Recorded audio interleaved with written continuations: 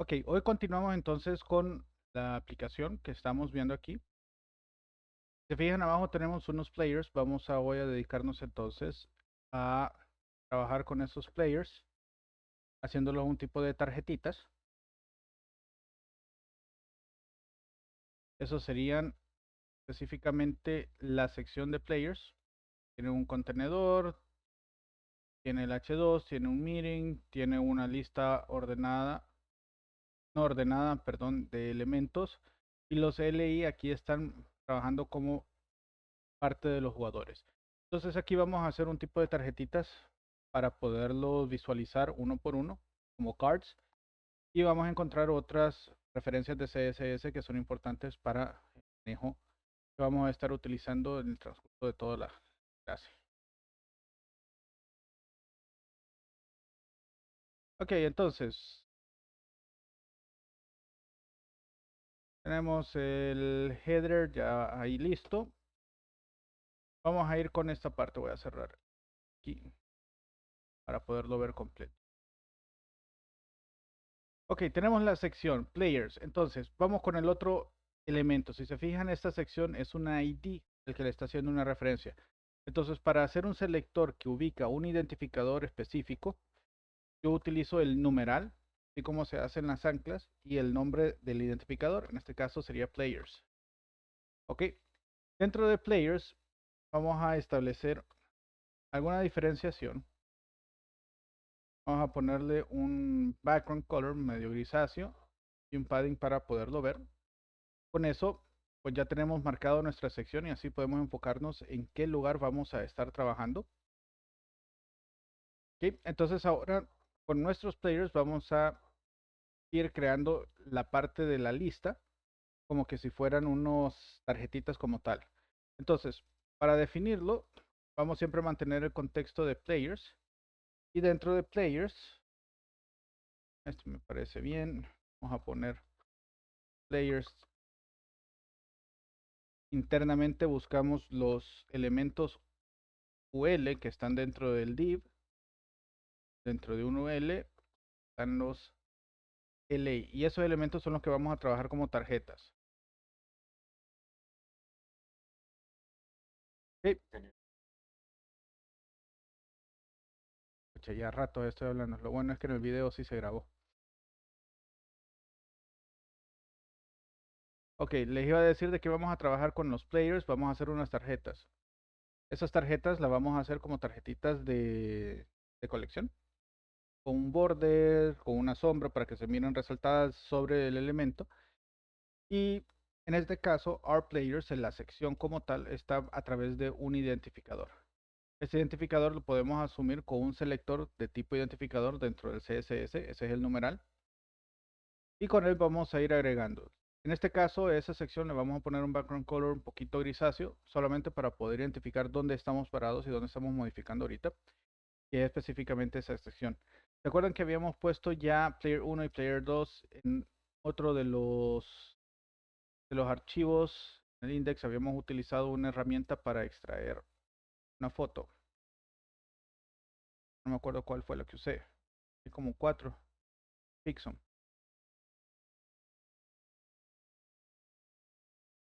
Vamos a usar esas. Entonces, para que no sea Player 1 y Player 2. En este caso lo vamos a trabajar como que si fueran unas fotos de cartés, de carnet. Entonces lo vamos a hacer cuadradas, así como Instagram. Lo vamos a trabajar de 180 y 180.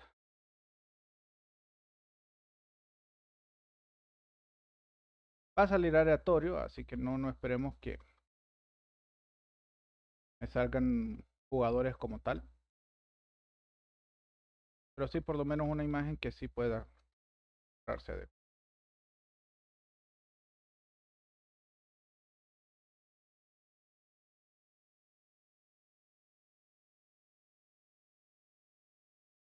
Ok, ya está. En este caso ya cargando. Ahí están las dos imágenes que vamos a ocupar.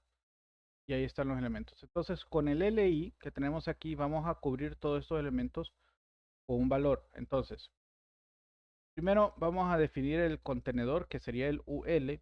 como un tipo, ya sea grilla o podemos usar un flex. Ustedes ahí van a definir, en este caso voy a utilizar flex. Después vamos a utilizar las grillas. Y aquí hacemos dos cosas. Uno, display flex. Definimos un space around para que me ponga los espacios alrededor y el list type 0 y vamos a quitar el padding. Entonces eso me los va a poner un lado del otro. ¿Sí? Ya va agarrando un poquito más de forma. Va habiéndose elementos y ya solamente me toca hacer la parte del player como tal. Vamos a ponerle un box shadow. El box shadow es algo que no existía hace muchísimo tiempo, o sea, ya es parte del estándar, pero antes para hacer las sombras había que hacer un juego medio sucio con el border. Entonces, por eso ya lo dejan. No lo vamos a mover, vamos a asumir de que lo estamos viendo desde la esquina superior derecha. Ahí es la fuente de luz. Entonces vamos a moverlo 3 píxeles hacia la derecha, lo vamos a mover 3 píxeles hacia abajo y vamos a dejar que sean 7 píxeles la sombra. Y que la sombra empiece en 2 píxeles y lo vamos a trabajar con negro. Y ahí está. Entonces ahí teniendo las tarjetas como tal, ya vemos, tenemos un problema de alineación en la parte de el texto. El texto dice John Doe, Position Guard, pero están pegados al borde. La imagen que esté pegado al borde me parece perfecto. Y estamos bien. Que se fusione con la parte de la tarjeta es parte de los elementos que vamos a estar trabajando. Pero en los datos que tenemos H3 y P, ahí lo podemos decir de que tengan por lo menos un padding, un margen de los lados. Entonces vamos a trabajarlos. Layers, div, LLI. En este caso sería el H3. Y también vamos a hacerle. ¿Se acuerdan que hace la coma? A ver, alguien que me acuerde.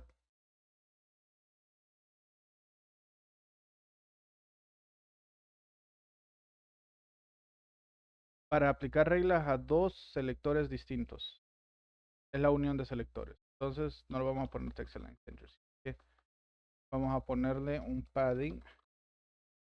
De arriba y abajo, pues no me interesa mucho. Entonces vamos a ponerle auto. Y de la izquierda y derecha, ahí sí quiero que sea 0.5 rem. Que si nos basamos en 16 píxeles, son 8 píxeles de espacio. Vamos. Vamos que cargue.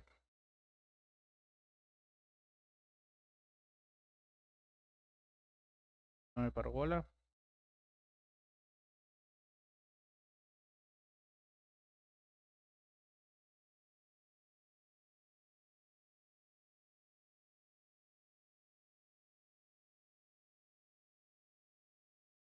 Algo tengo mal acá. Players D, LLS y Players D. Aunque no le gusta el auto. ¿Cómo le sé?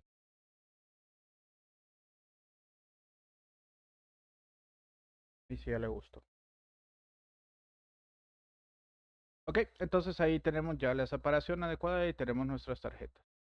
¿Alguna pregunta?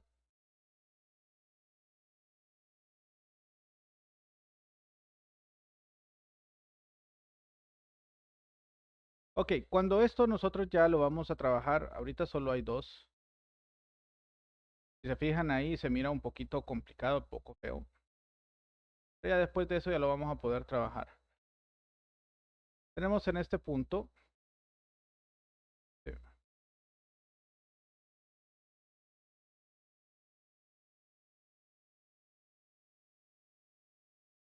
Vamos a poner otros más.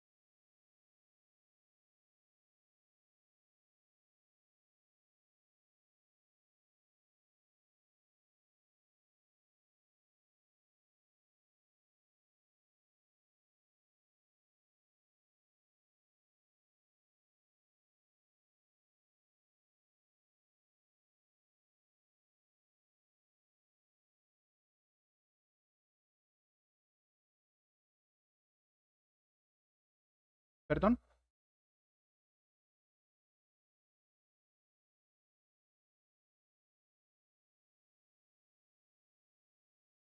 Ahí.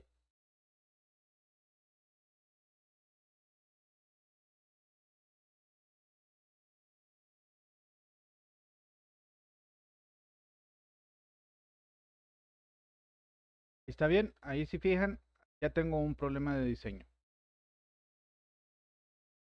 ¿Ok? ¿Por qué? Porque simplemente no me está respetando y está simplemente montándome uno el otro.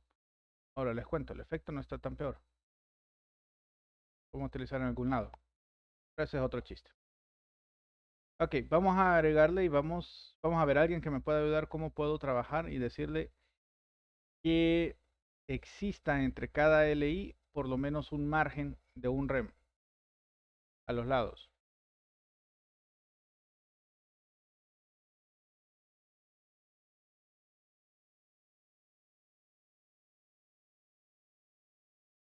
Hola.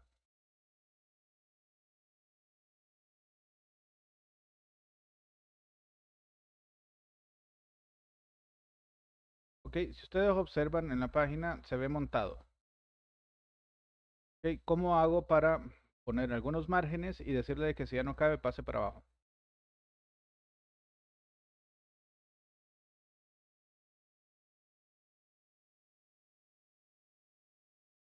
Ok, al LI vamos a ponerle entonces un margen de 0.5 rem.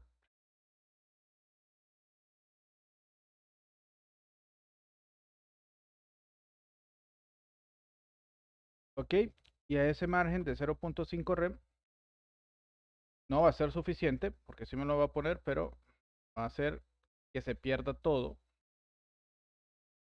Y no cabe, si se fijan, se va saliendo del cuadrado, ¿tal? Entonces vamos a ponerle al UL, que es el contenedor, algo de flex que se llama flex wrap. Y aquí le vamos a poner que sí haga el wrap. ¿Qué es el wrap? Que si no cabe, lo tire para abajo. Entonces ahí ya tengo a lo que quepa, pero mantiene el espacio. ¿Preguntas?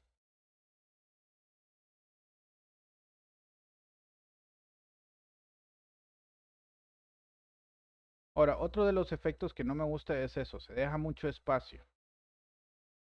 Entonces, vamos a ver aquí. ¿Cuál debo controlar yo para definirle un ancho máximo? Puede haber.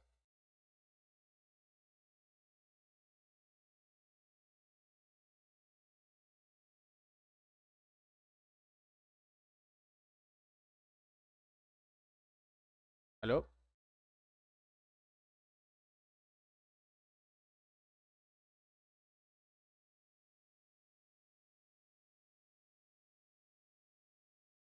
Ok, aquí si ustedes observan, está dejando demasiado espacio. Entonces, una de las técnicas utilizadas para este tipo de paneles que están así, es tratar de reducir el máximo del contenedor, definir hasta dónde va a llegar. En la parte del encabezado, pues no importa, está bien, ahí debería estar sin ningún problema. Pero en este tipo de elementos, dejarlo así, demasiado separado, más bien genera una mala impresión. Entonces, si yo voy a saber de que lo máximo que voy a tener son 4 tarjetas por elemento, y ese es un requerimiento de diseño, por así decirlo, yo puedo restringir el contenedor a que tenga un ancho máximo. ¿Qué me puede decir cómo puedo establecer ese ancho máximo? ¿En dónde?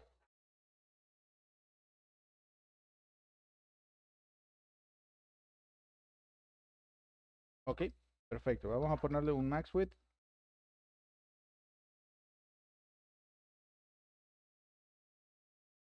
y a este le vamos a definir un máximo de 1024 píxeles.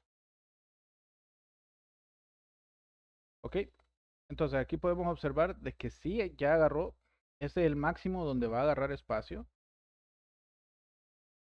pero ahora ya se perdió de que está en medio. ¿Con qué puedo trabajar para que siempre quede en medio?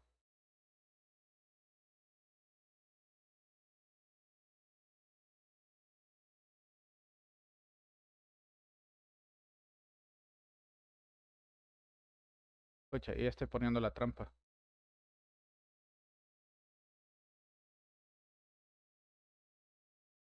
Yo puedo definir el margen, arriba abajo en 0 el margen, pero izquierda derecha que sea automático. Entonces esto va a hacer de que se ubiquen siempre en medio.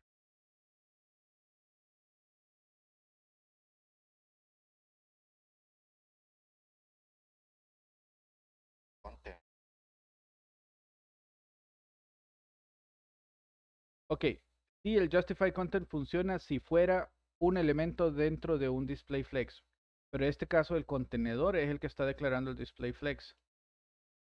Entonces, el Justify Content que estoy poniendo es que le deje espacio alrededor de cada uno de los elementos. Por eso es que hace este gap. No tendría que definirlo yo solito.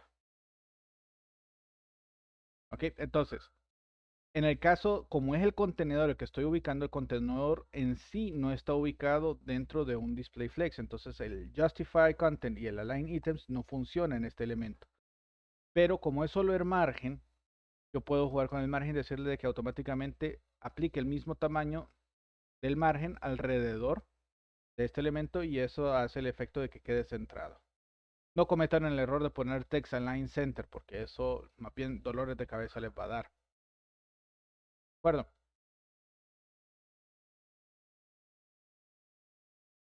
Perdón.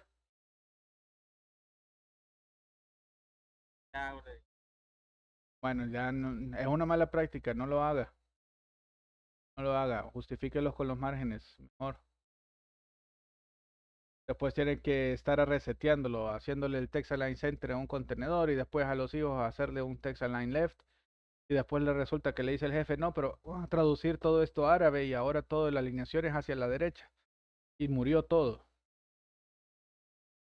Esas son cosas complicadas.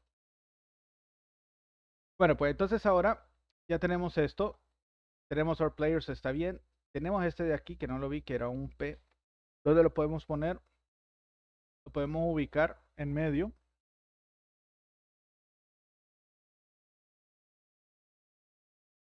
Para poderlo hacer que se mire adecuado. Inclusive podemos darle un tipo de scripting de fuentes para empezar a trabajar con las fuentes en la web. Ya vamos a ver cómo agregamos esas fuentes, que también es parte del repaso de ahorita. Ok, con eso entonces vamos a poner players.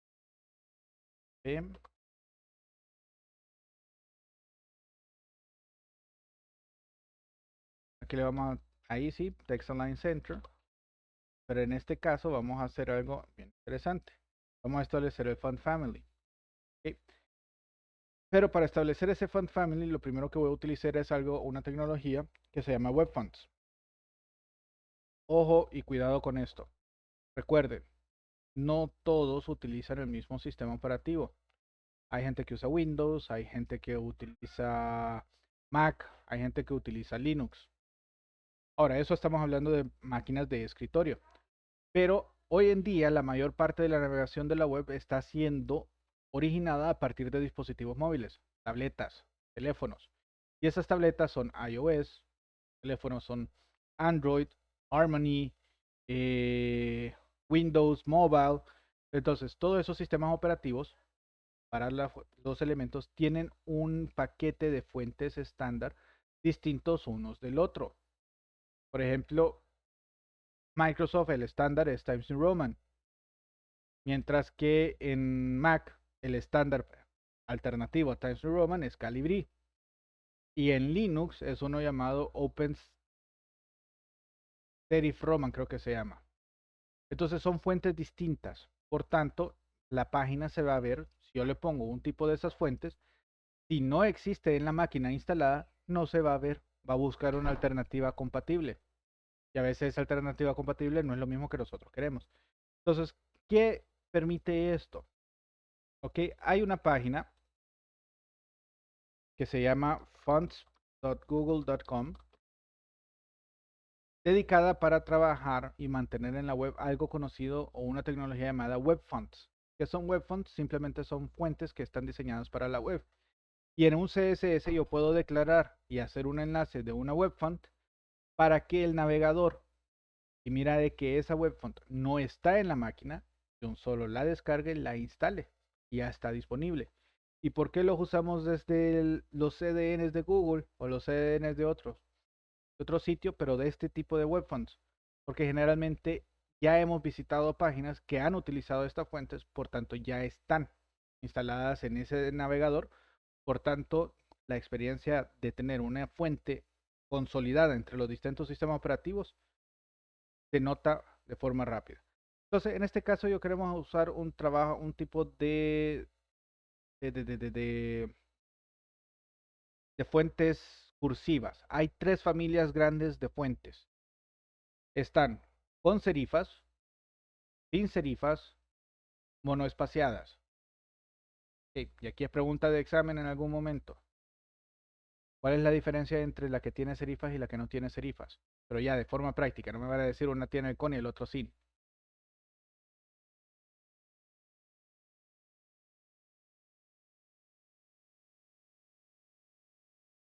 Era como, Ok, si nosotros vemos en pantalla ahorita Roboto, me pueden decir es con serifas o sin serifas. Esa que está aquí, Roboto.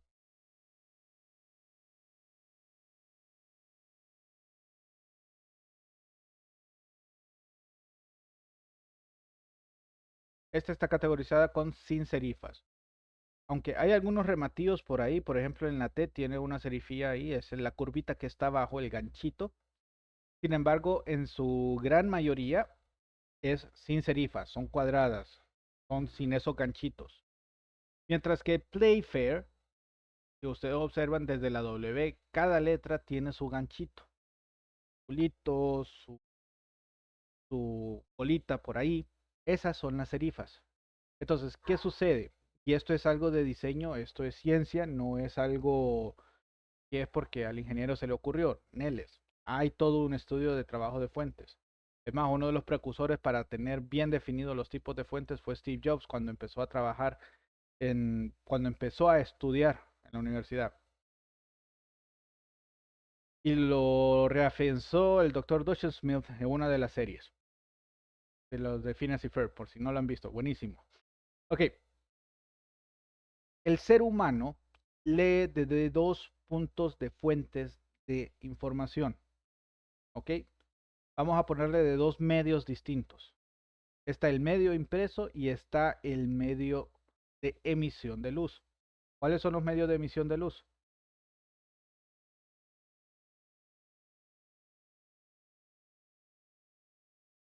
Lo están viendo ahorita, están viendo una pantalla que emite luz para que ustedes puedan reconocer patrones y símbolos. Están viendo un video. Ese es un dispositivo de emisor de luz. Los monitores, los teléfonos, las tabletas, todos esos dispositivos digitales que utilizan una pantalla que emite luz para transmitir un mensaje son medios emisores de luz. El periódico, los buenos libros, las páginas impresas, los carteles que están en la calle, estáticos, los banners, todos esos son medios impresos. Y hay algo bien interesante con esos dos. El ojo humano y el cerebro es una máquina espléndida y muy detallista en ese aspecto. Cuando recibe luz, la percepción de las serifas y el reconocer esas serifas por ser emitidas por luz generan un sobreesfuerzo en la vista. Si ustedes empiezan a leer en la página un libro que está escrito en una fuente con serifas, les apuesto que no van a pasar 30 minutos leyendo y ya les van a estar doliendo los ojos, se van a cansar. Levanten la mano los que lo han notado. Bueno, creo uno, por lo menos ya me salvó. Dos, listo. Ok, eso sucede. Pero si ustedes agarran un libro y lo leen con las serifas, inclusive no necesitan leer completo el texto, solo necesitan las primeras letras y las últimas letras de las palabras y el mismo cerebro ya completa lo demás. A eso se le llama, es una técnica de skimming, de lectura. Y ustedes pueden pasar horas y horas leyendo que por aquí están las anécdotas de Trágame Tierra, que por aquí están las anécdotas de no sé quién, que el vestido de aquella y bueno. Pueden pasar horas viendo revistas, leyendo libros y no se les va a cansar la vista si están leyendo con tipografía con serifas. ¿Por qué se da eso? Porque en medios de impresos lo que sucede es una reflexión, o sea, es un reflejo. Rebota la luz en los medios y no es una fuente de emisión. Entonces el ojo humano recibe una menor intensidad y al recibir una menor intensidad requiere mayor, o sea, tiene más recursos cerebros de procesar esa información sin tener que polarizarla. La diferencia que hay con los medios digitales o los medios de visión de luz que el mismo cerebro polariza lo que está recibiendo para enfocar. Ok, sigamos con esta parte. Entonces, como regla o como establecimiento, como algo de diseño, se dice, ok, para las páginas definamos fuentes que no tienen serifas, a menos que sean títulos o algo corto para hacer el llamado de atención de algo distinto, pero no para lectura general. Entonces, para el cuerpo principal de la pantalla, de la página, vamos a utilizar Roboto. Lo voy a agregar por aquí. Le vamos a dar clic. Y por aquí me dice que agregue, están los mases. Yo solo voy a usar el regular.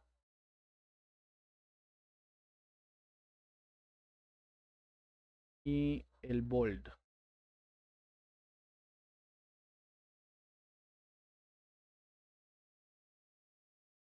Sería el de 700.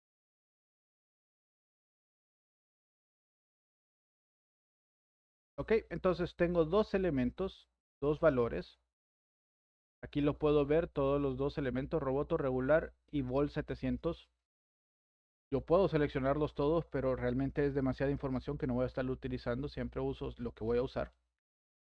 Y después vamos a irnos y regresamos y voy a utilizar algún tipo de script cursiva, ¿ok? Que es otra fuente, es más handwritten, es más artístico, para ponerle algo interesante. Entonces vamos a buscar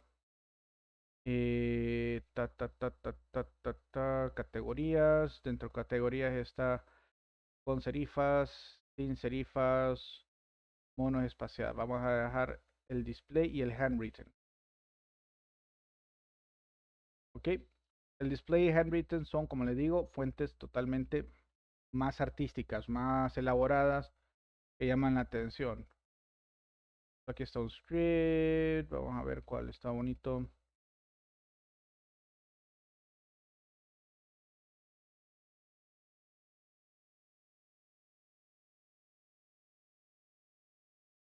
Había una de Pokémon por aquí, pero no me sale.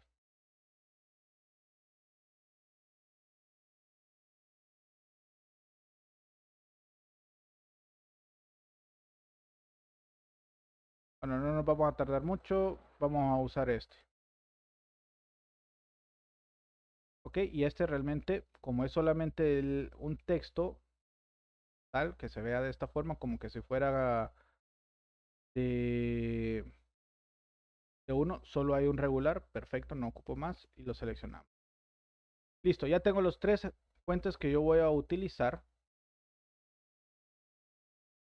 Ok, entonces vamos a incorporar dentro del CSS un import. Ok, voy a copiar esto. Este import es algo nuevo y eso es lo que me permite que los CSS puedan incorporar CSS desde otros lados. Pauso aquí. Edgardo tiene la mano levantada, no me había fijado, perdón.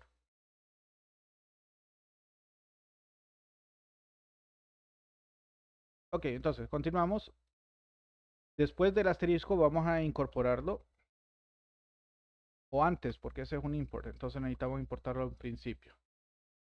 Voy a copiarlo directamente, entonces ahí importa la URL específicamente de las familias y con eso yo puedo definir después qué familias utilizar. Si se fijan, aquí está Font Family, Architect's Daughter, cursiva para que caiga, y Roboto, y si no encuentra Roboto, sans serif. Entonces vamos a copiar los dos, porque lo vamos a usar. Entonces, en el cuerpo como tal, vamos a definir que va a usarse Roboto.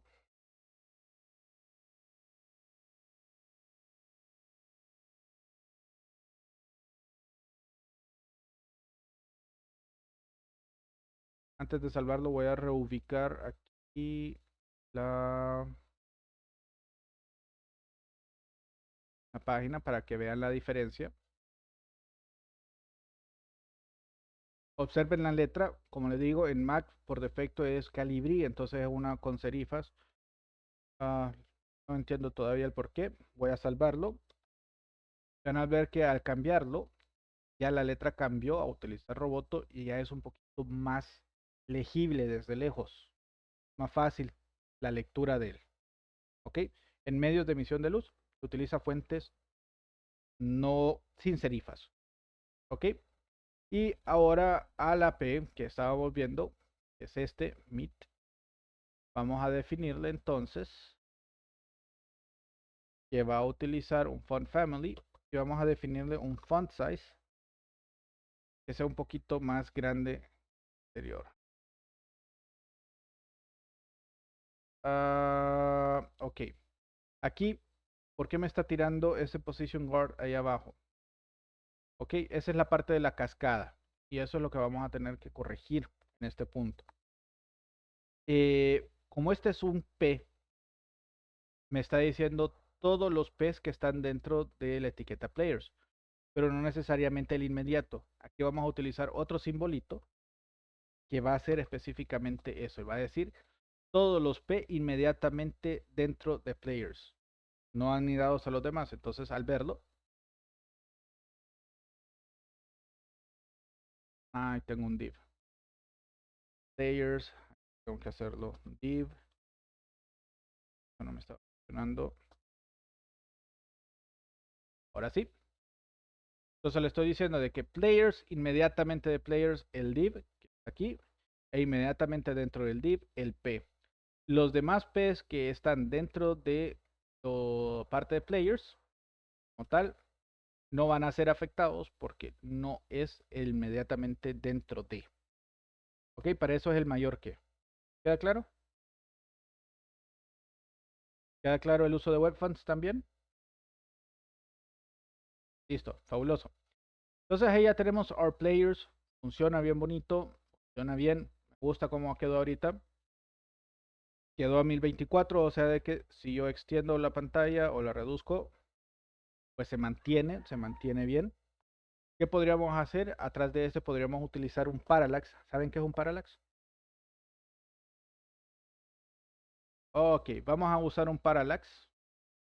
En sí, un parallax simplemente es una técnica de un fondo. Vamos a establecer lo que es una imagen. Esa imagen la vamos a extender al tamaño y le vamos a poner un posicionamiento de esa imagen fijada. ¿Qué va a hacer eso? De que cuando yo suba o baje la pantalla, el fondo se va a quedar como que se estuviera moviendo el texto encima, arriba y abajo. Van a ver qué bonito el efecto que va a resultar de eso. Para eso lo vamos a trabajar en Players. Entonces, en Players vamos a poner Background Color, me parece bien. Background, hay una Image. Ok, y para la Image vamos a establecer una URL. Y vamos a usar una misma URL de estas. Zoom.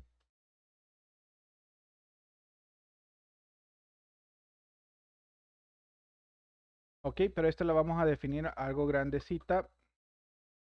De ancho va a ser 1200 píxeles.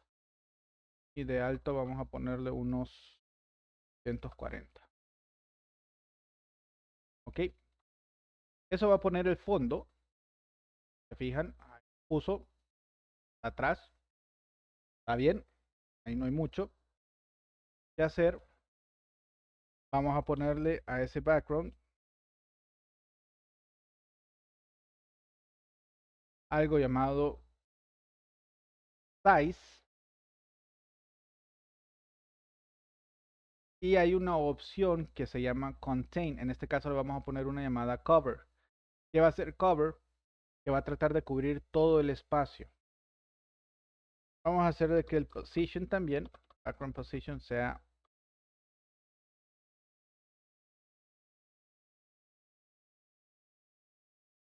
Position. Bien. En el centro. Y hay un background que se llama fixed, no me equivoco. No, attachment. Attachment y aquí le decimos fixed. Con esas reglas como tal, nosotros estamos haciendo un efecto parallax. ¿Qué es el efecto parallax? No lo he salvado ahorita, pero si ustedes lo ven ahorita, el fondo se mueve junto con contenido. O sea, yo bajo, el fondo baja, subo, el fondo subo. ¿Sí? Vamos a salvarlo. Ya hubo un cambio. Observan, se viene un poquito más grande. Pero si yo subo, la imagen se queda estática. Contenido es el que se mueve y es como que yo estoy viendo toda la imagen por pedacitos, por un lente. Ok, ahí ya tenemos un errorcito también. Si se fijan, John Doe, John Smith está como transparente. Eso nos obliga a que los LI tenemos que definirle un background. Esto le vamos a poner que va a ser white.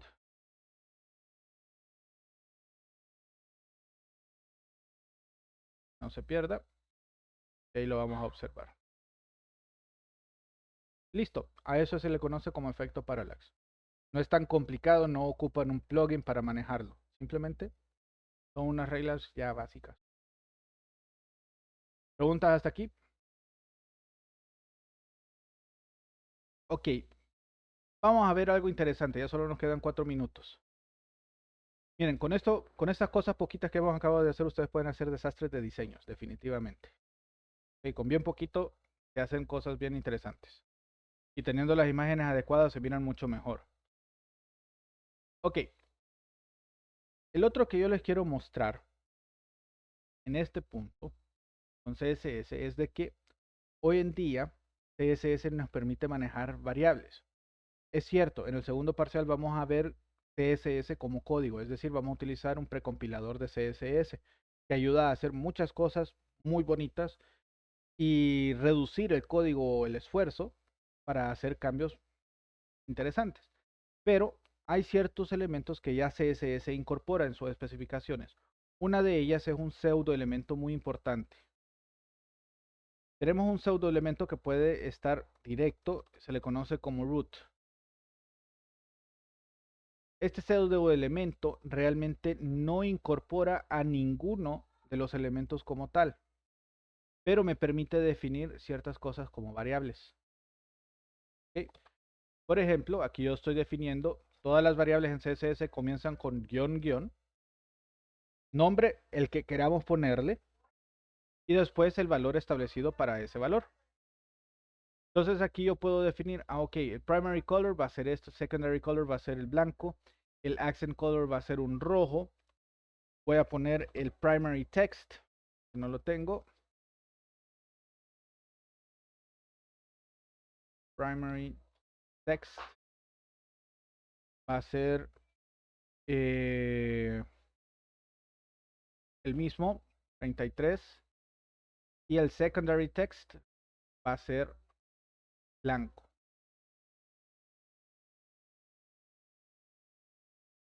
Ok, todas estas son variables. ¿Qué quiere decir? Que yo puedo hacer la referencia en cualquier lado. Por ejemplo, en el header footer tenemos background color, ya tenemos definido un número 3333. ¿Qué puedo hacer aquí? Voy a cambiar estos por un método llamado var. Var me permite acceder a esas variables y como valor interno simplemente escribo el nombre de la variable, guión guión, en este caso quiero primary color. El color del texto, ok, perfecto, realmente el primary text es blanco, secondary tendría que ser negro. Entonces aquí igual, de la misma forma, usamos var y cambiamos a secondary color. Vamos a ver dónde tenemos otros colores por aquí. Color del hipervínculo. Este es el primary text.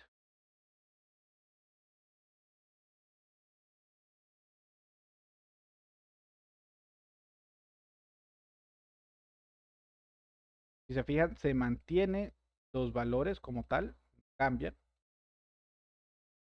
En este, aquí sí ya hay un cambio, pero realmente no ocupamos el background color, entonces lo podemos dejar como primary color. Secondary es el blanco, ¿verdad? Secondary. Ok, vamos bien. Y otro lugar donde tenga color, en el shadow, aquí podemos dejarlo también, bar, el negro es primary color y el blanco es primary, es primary text.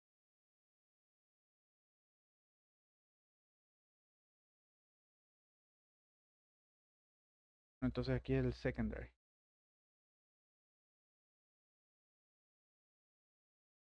Ok, ¿para qué me sirve esto? O sea, hice un esfuerzo, recombiné todos los demás elementos y ya me permite definir ok, valores cambiantes. Viene mi jefe y dice, no, ¿saben qué? Nos contrató otra empresa y esa empresa dice de que ya no va a ser ese gris, color principal. ¿Cuál va a ser? Ni modo. Solicitó un coso medio raro y puso un verde medio mostazón, oscurito. Salvamos y observen automáticamente todo lo demás empezó a tener el valor. ¿Ok? Entonces esa forma de manejar variables en CSS de forma nativa es muy útil, muy fácil de trabajarlo. Y con esto terminamos el día de hoy. No sé si tenía una pregunta, y lo vi, Nelson. Nelson fue el que tenía la mano levantada. No fue usted, alguien tenía la mano levantada y no le di la palabra.